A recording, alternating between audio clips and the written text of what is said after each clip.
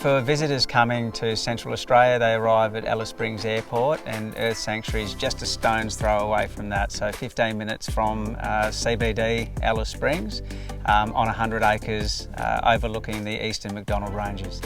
Visitors to Central Australia can fly into a domestic airport and that very evening that they're here, look up and see the entire Milky Way galaxy above them, planets, satellites moving through, meteor showers.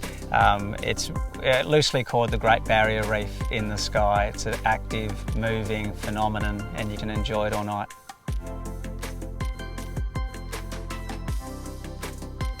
For guests at Earth Sanctuary's Sunset to Sunrise program, it's really about experiencing nature in its fullest and seeing horizons, appreciating the colours of the sunset over the ranges, enjoying a drink with your friends and family, and connecting with our incredible amount of red sand here that covers the size of France.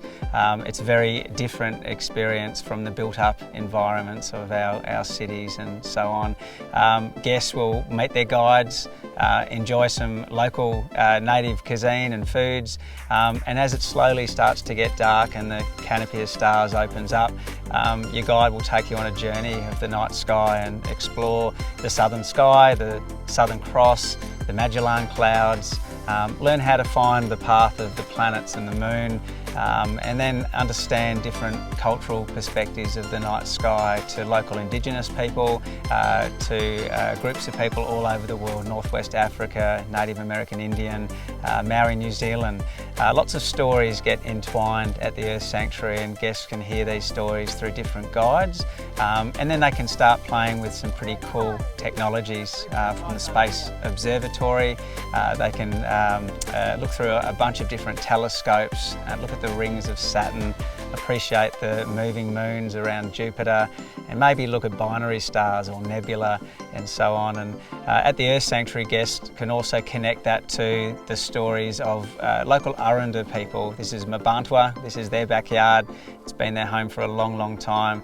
So our guides here are really just connecting the dots from all these beautiful stories that have been timeless for as long as we can remember, and connecting people back to something that's human heritage, something that we all belong to. The program Sunset to Sunrise allows guests to then move to our beautiful space camp, and this is a dedicated environment to really spend the night under our Milky Way galaxy in the sky, to spend more time with your guide hearing stories about the night sky and what attracted people to the stars for as long as we can remember. Enjoy a hot drink, a Milo or a Bailey's, and a cookie.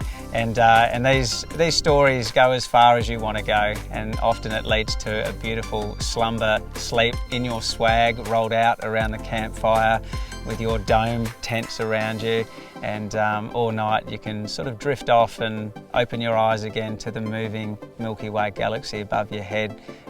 Millions of stars, the colours of blue and red and orange, fall asleep, wake up again a few hours later. Your guide will still be with you to share stories as much as you want to go, as far as you want to go into the night sky, until it gets to its most peaceful point between about 3 AM and sunrise, which is the most still time of each night.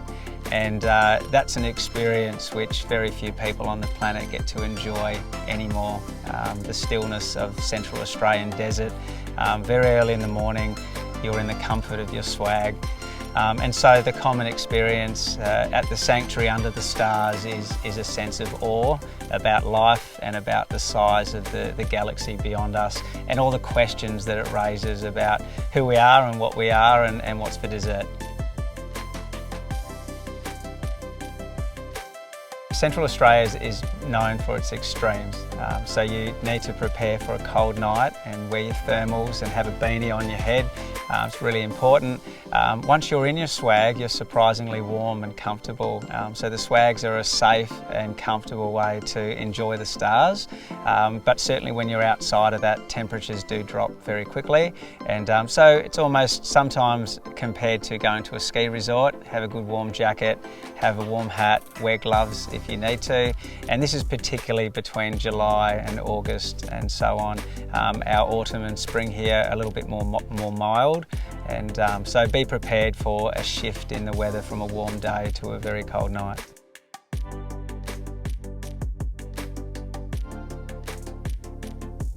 There's no nature tourism without a sustainable planet, and there's no operator can really be promoting and showing off our natural world unless we're backing it and supporting it in every which way we can to keep it there for future generations. So the only future of tourism is sustainable tourism, and any operator today needs to be serious about reinvesting back into the natural world that makes people so happy and is the best therapy we have on the planet.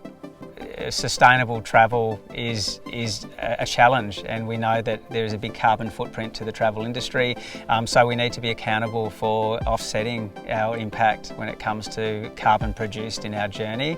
Earth Sanctuaries, the very backbone of the Earth Sanctuary is to become aware of and to appreciate our impact on the planet, and we need to entwine that understanding and that appreciation into our footsteps so that we can travel more responsibly.